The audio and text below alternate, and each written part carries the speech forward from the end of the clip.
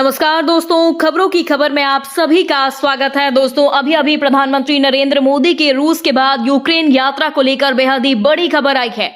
जी हां दोस्तों, भारत के प्रधानमंत्री नरेंद्र मोदी रूस यात्रा के बाद यूक्रेन की यात्रा पर जा रहे हैं, जिसका खुलासा खुद रूसी मीडिया ने किया। और प्रधानमंत्री नरेंद्र मोदी रूस के बाद अब यूक्रेन जाकर रूस यूक्रेन युद्ध का हल निकालने की पहल कर सकते हैं। दोस्तों, आपको बता दें 2024 में भारत की तीसरी बार प्रधानमंत्री बनते ही नरेंद्र मोदी ने रूस के राष्ट्रपति पुतिन से मुलाकात की और रूस भारत के व्यापारिक रिश्तों को अनुबंध के साथ यूक्रेन युद्ध रोकने, बैठकर समस्या का हल निकालने को प्राथमिकता देने पर भी जोर दिया था।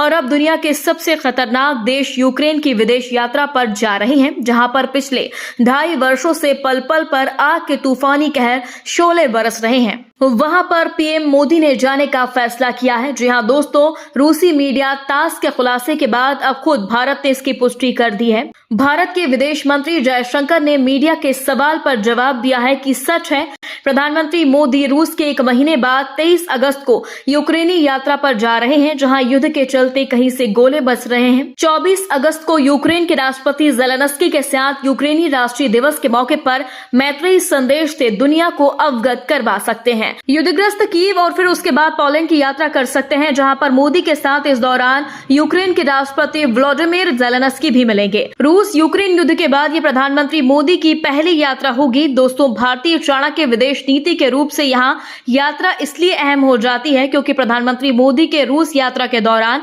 राष्ट्रपति व्लादिमीर पुतिन से मिलने के कुछ ही दिनों बाद ही मोदी अब कीव जा रहे हैं और दोनों देशों के बीच शांति वार्ता करवा सकते हैं। इसको लेकर दुनिया भर की निगाहें, खासकर रूस, यूक्रेन, अमेरिका की निगाहें मोदी पर टिकी हुई हैं। जी हां दोस्तों, 4 जून 2024 को जैसे ही पीएम मोदी और एनडीए ने लोकसभा चुनाव 2024 में बहुमत हासिल किया और तीसरी बार पीएम बने, उस दिन से ज़ेलेंस्की ने उन्हें बधाई दी और मोदी को दुनिया भर के लिए सौगात बताया। दोस्तों, इसी साल मार्च में भी राष्ट्रपति ज़ेलेंस्की से फोन पर प्रधानमंत्री नरेंद्र मोदी ने बात की थी और भारत यूक्रेन साझेदारी को मजबूत कर यूक्रेन युद्ध को रोकने की बात कही थी।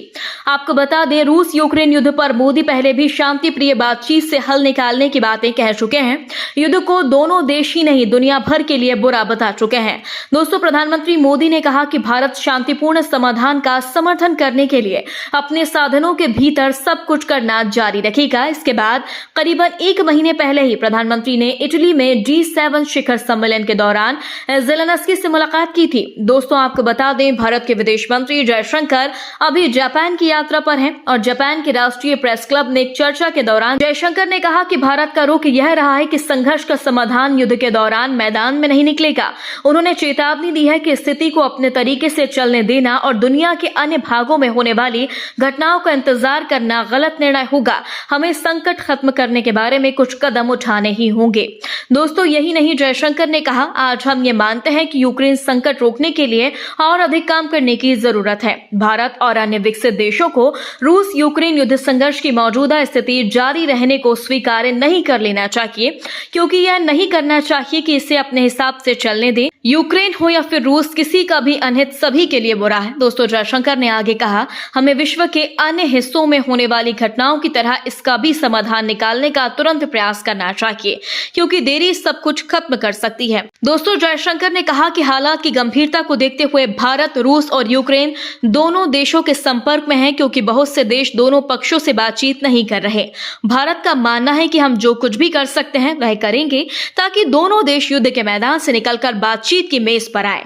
जापान में जयशंकर ने इस बयान और मोदी के रूस यात्रा पर रूसी मीडिया के बयान के बाद यह तय है कि 23 और 24 अगस्त को मोदी की यूक्रेन की यात्रा दुनिया भर के लिए एक बड़ा और अच्छा संदेश होने वाली है। दोस्तों, इस पूरी खबर पर आप अपनी राय जरूर दें। यदि आपने अभी तक हमारे चैनल को सब्सक्राइब नहीं किया तो प्लीज बेल आइकन दबाकर अभी हमारे चैनल को सब्सक्राइब करें। देश और दुनिया की तमाम ताजा अपडेट्स के साथ हम आपके बीच जल्द ही हाजिर होंगे। तब तक के लिए नमस्कार, जय हिंद।